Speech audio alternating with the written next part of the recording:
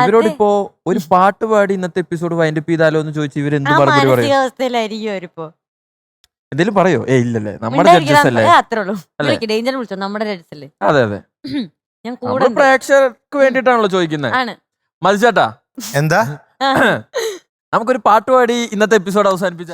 ചന്ദനത്തിൽ കടഞ്ഞെടുത്തൊരു സുന്ദരി ശില്പം, മഞ്ഞു തുള്ളികൾ തഴുകിയൊഴുകും മധുരഹേ മന്ദം, പ്രിയയോ കാമശിലയോ നീയൊരു പ്രണയഗീതകമോ,